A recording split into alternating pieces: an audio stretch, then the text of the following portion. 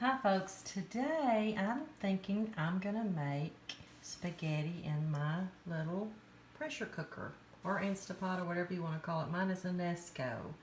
And I've never tried this before, so y'all bear with me. I've got some Dreamfield pasta here, angel hair. I have some hamburger meat that I had left over from tacos. I've got some onion, and that's dehydrated bell pepper. You can use regular bell pepper or whatever you like. I've got a cup of water. I'm going to add some seasonings to it.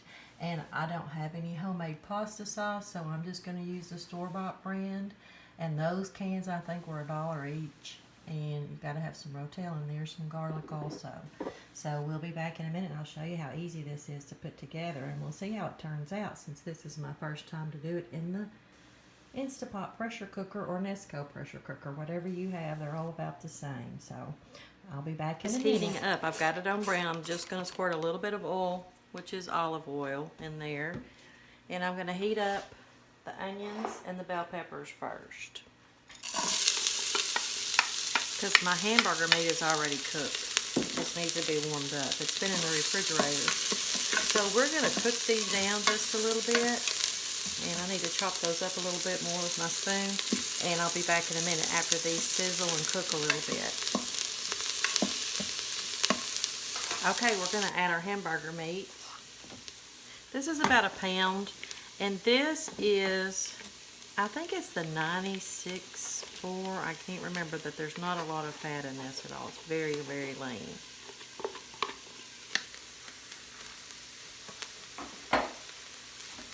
So let's warm that up just a bit.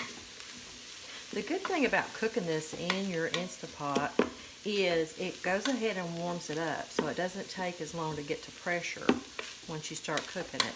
Now, this is the first time I've ever done spaghetti in the Instapot, but I hear that it's very good, and I've looked at some recipes on Pinterest, and I thought, well, I'm just going to kind of give it my own twist. So let's turn this off, because all that is cooked. Turn the brown off. Hit stop. And now I'm going to start layering my ingredients, and we'll be back in just a second and we'll start that. Folks, this is my pasta, and the way that I do it, I always break it up. I just put it against the counter. I hope you can see this. And I break it like that. That way it's broken up whenever you put it in there.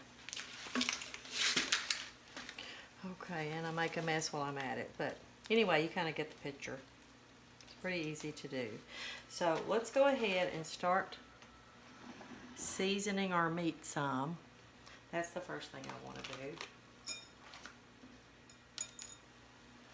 And I'm going to add some parsley.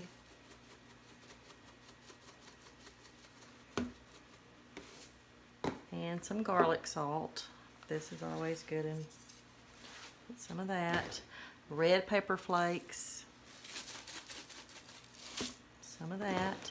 And I always like to add the minced onion. It just adds a whole lot of flavor. Even though I have fresh onion, I like to add a little bit of this too. Basil. Let's have some of that.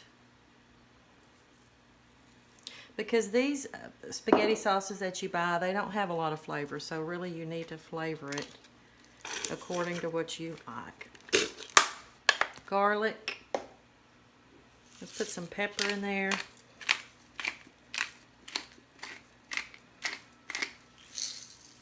Now, let's mix that up just a little bit. It smells wonderful. It looks good. Flavoring makes a huge difference. Okay. Now, let's start adding our spaghetti. Dreamfield pasta is supposed to be good for diabetics. I don't know if that's true, but they say it depends on how you cook it. So you kind of want to move this around. I know I'm making a mess, but you don't want it to all stick together. So you kind of want to fluff it up a little bit. Get your hands in there. And I've got 1 cup of water. We're going to add that. And it's really probably better to put some of this right, kind of layer it. I would assume would be better. And let's add our Rotel. always have to add Rotel to spaghetti. It just makes it taste better. It doesn't make it spicy really. It just gives it a really good flavor. Now let's put this on top. And really that's it. Now we're going to put the lid on here. Let me wipe this off that I've got on it. And we're going to seal it. And my little plastic thing on the front is coming off a little bit. But let me get this back where you can see. Hold on a second. I'm going to get you down here. Okay, what I'm going to do is I'm going to set this to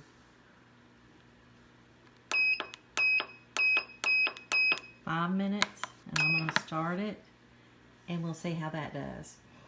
Drainfield pasta, you don't have to cook it as long. It says 5 minutes. Now, if this was regular spaghetti, I would probably cook it more like 7 to 9 minutes.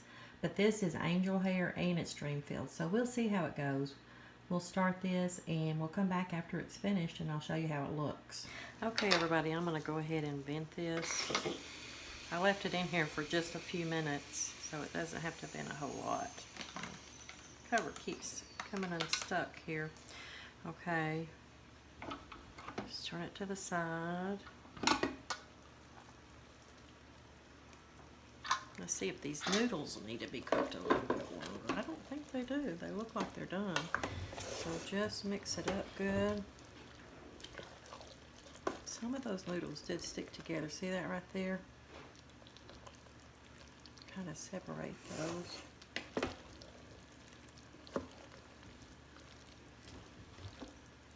I think that's the biggest thing about the Instapot is whenever you're fixing your noodles, make sure you separate them good so that they don't stick together.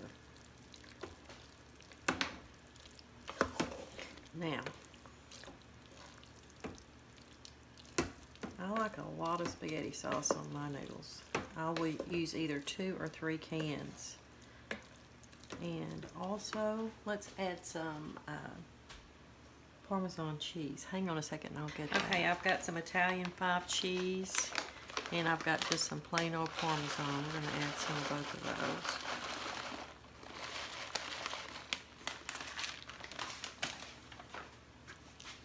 I'm going to mix this up.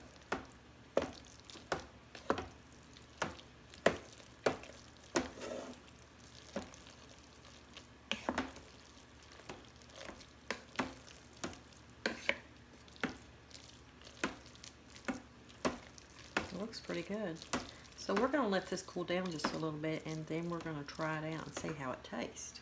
So we'll be back in a little bit.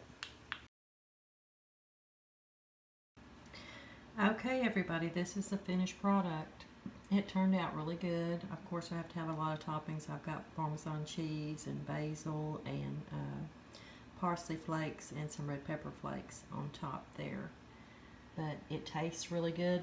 The only thing I might change is I did add a little bit more spaghetti sauce just because I like mine to be really spaghetti, a lot of spaghetti sauce on it.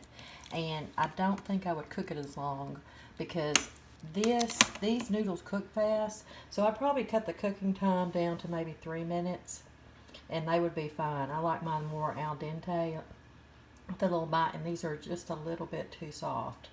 But it turned out really good, and I will definitely do this again, and it didn't take any time to do it. So there you have it. Thanks for watching. I hope y'all enjoy this recipe and try it. See you next time.